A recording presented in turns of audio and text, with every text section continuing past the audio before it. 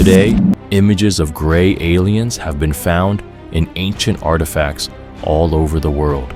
In addition to the serpent gods descending from the sky, we see gray alien gods, another type of dimensional beings very common in polytheistic religions. Gray aliens, who are the assistants of the serpent gods, have the characteristics of the fourth dimension. Just like the serpent gods, they can disguise themselves as they want. They can fly, that is, they can teleport. They give information to people. They act as gods to people. Gray aliens are included in polytheistic religions because they are helpers of the reptilian gods. Just like all the people today who have been abducted by aliens tell us, it is the gray aliens who do the work and the reptilian aliens who manage them. Earlier, we showed the statues and figures of gray aliens in the Pacific Islands left over from the sunken continent of Mu. These are the gray alien idols of the ancient countries of Mu and Atlantis. Murray Hope, in his work Atlantis, Myth or Reality, quotes Hesiodos as follows. The Greek poet Hesiodos, one of the representatives of the demonic Greek philosophy who lived in the 8th century BC, speaks of them, these beings who ruled over Mu and Atlantis, as the old Jinn tribe, and of their destruction, using the following expressions.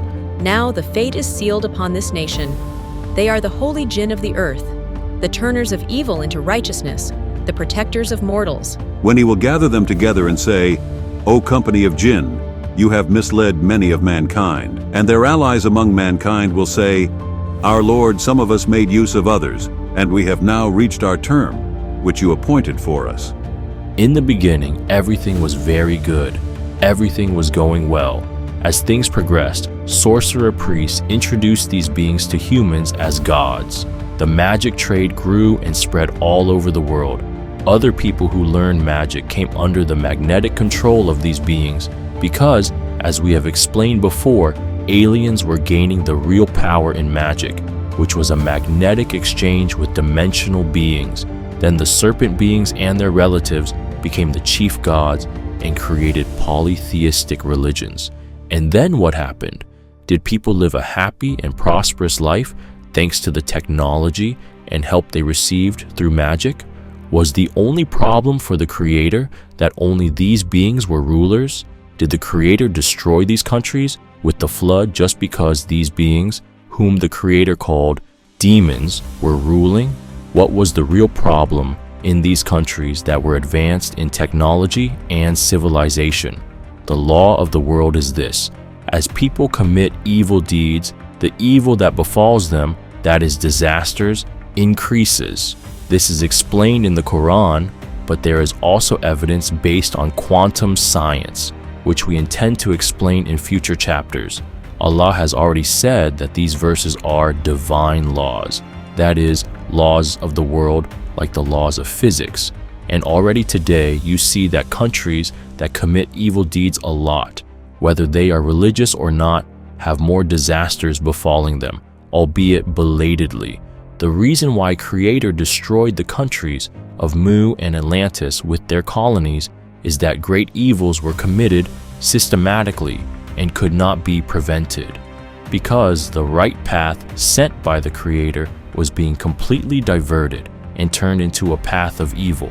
And so people were committing systematic evil, thinking that it came from the Creator and thinking that they were doing something good. In chapter 5, we explained the logic and proved the existence of magic, the biggest of which is blood magic. As we know from quantum physics, our thoughts form subatomic parts. Therefore, negative dimensional beings, which are composed of subatomic parts, are greatly strengthened and nourished by the fear and bad energy created by this blood. Because with human sacrifice, all the existing bad emotions are revealed in the most intense way, along with a great sense of fear in all the people in the community. And the chemicals created by these emotions directly form subatomic parts. And these subatomic negative parts become a source of energy for the Jinn, which are the creatures consisting of subatomic parts that we have explained in the previous chapters. This should not sound strange to you because the same situation is partly happening in our world. When we humans are good with our will, we enjoy good things, and bad people enjoy bad things. Psychologically, we are happy and strong when good things happen. When bad things happen, the people who enjoy them are happy and become stronger.